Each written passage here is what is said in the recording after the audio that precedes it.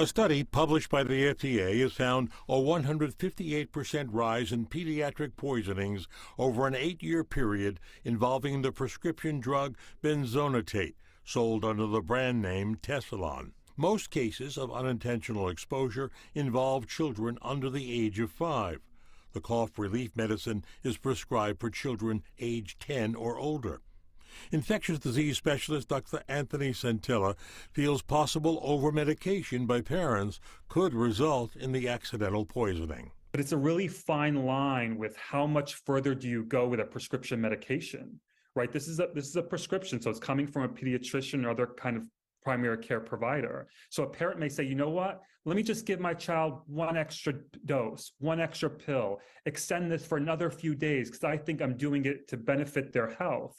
But in fact, that may lead to unintentional poisoning and unfortunately death. The signs and symptoms of overdose may start as soon as 15 minutes after ingestion.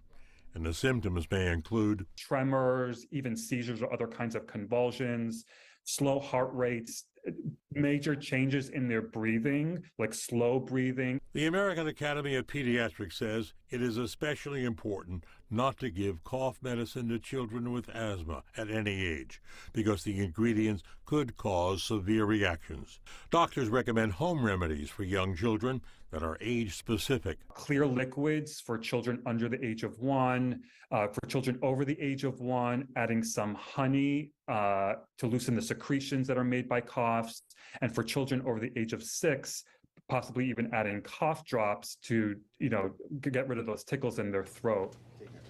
Now, it's highly recommended that before you give your child any prescription medication, you discuss it thoroughly with his or her on his medical condition with the pediatrician.